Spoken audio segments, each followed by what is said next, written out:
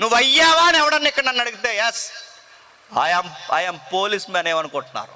23 సంవత్సరాలకి government employee, 23 సంవత్సరాలు government employee. ఇప్పుడు నేను చెప్తున్నాను, నా సర్వీస్లో నేను చూడలేనివి, నేను మళ్ళీ అడుగుతున్నాను, నా పెద్దోళ్ళకి చూడలేనివి నా దేవుడు ఎంత బ్లెస్ చేదో చెప్పండి. నాకు సొంత ఇల్లు ఉంది, నాకు దేవుడిచ్చిన చక్కటి స్థితిగతులు ఉన్నాయి. నా దేవుడు నా ఉద్యోగంలో నన్ను చాలా దీవించాడు. 18 ఏళ్ళకి బాప్టిజం, 23 ఏళ్ళకి జాబు, ఈ 30 ఏళ్ళకి ఈరోజు అనేక మందికి తెలిసే సువార్థికుడిని. అది మన ప్రొఫైల్. నా దేవుడు నన్ను దీవించాడంటే దీవించాడు, దీవిస్తాడు. ఆయన కసి రావాలి. నువ్వు 25 ఏళ్ళు వచ్చింది, ఇప్పటికీ నువ్వు మీ అమ్మని మీ నాన్నని బెదిరిస్తుందంటే, మగపిల్లోడు 21 సంవత్సరాలు వచ్చేసరికి డిగ్రీ పట్టా పుచ్చుకోవాలి. గుర్తుపెట్టుకోండి, 21 సంవత్సరాలు వచ్చిందో డిగ్రీ పట్టా పట్టుకోవాలి. 25 ఏళ్ళు వచ్చేసరికి జాబుని ఎలా కొట్టాలని తిరగాలి. 25 ఏళ్ళు వచ్చే సమయానికి జాబు కొట్టాలి. 25 ఏళ్ళు దాటి 30 దగ్గర పడే సమయానికి ఒక ఇంటికి అల్లుడు అవ్వాలి. అది మగపిల్లగాడంటే. మీలాంటి కుర్రోడే, నేను మీలాంటి కుర్రోళ్ళే, నాలాంటి ఇంకా అన్నయ్యలు చాలామంది ఉన్నారు సువార్త చెప్పేవాళ్ళు. మాదంతా ఒక టీం. మా దాంట్లో సీఏలు ఉన్నారు, బ్యాంక్ ఎంప్లాయీస్ ఉన్నారు. అందరూ దేవుడిని నమ్ముకున్న తర్వాత జీవితాలు మార్చుకున్న వాళ్ళు.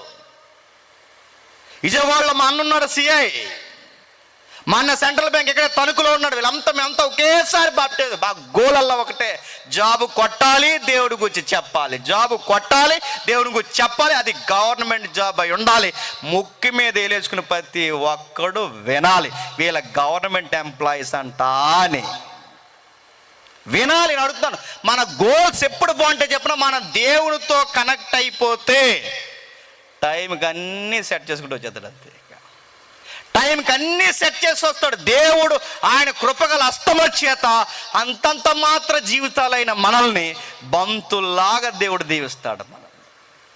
దేవుడు మళ్ళీ చెప్తున్నాడు, మన భోజనపు బల్ల దగ్గర నీ పిల్లలు ఒలీవ మొక్కల్లా ఉండాలంట. పిల్లలు ఒలీవ మొక్క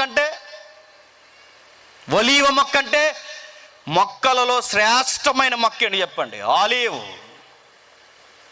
best best best best the బెస్ట్లా ఉండాలంట. వాళ్ళు ఉన్నారా? జెండా బూస్ట్ అని తిరుగుతున్నారు మన వెనకాల. ఉన్నారా? భోజనపు బల్ల దగ్గర భోజనపు ఒలీవ మొక్క అడుగుతున్నాను, ఒలీవ మొక్కలు లాంటి కొడుకులు ఉన్నారా? ఇంకా ఏ మొక్కలాగా ఉన్నారా చెప్పండి? ఏ మొక్కలు చెప్పండి?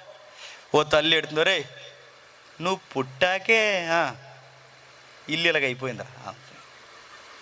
వాళ్ళ నావరు నువ్వు పుట్టావో లేదా కానీ నువ్వు జేబులో రూపాయి ఉండదురా. ఇలా ఏడ్చే తల్లిదండ్రులు లేరు చెప్పండి. నేను మళ్ళీ అడుగుతున్నాను, అమ్మ నాన్నకు రూపాయి ఇస్తారో లేదో నాకు తెలియదు, కానీ టయానికి మనం సెటిల్ అయ్యామనుకోండి, ఆ ధైర్యం చాలండి, అది చూసుకుని బతికేస్తారు వాళ్ళు.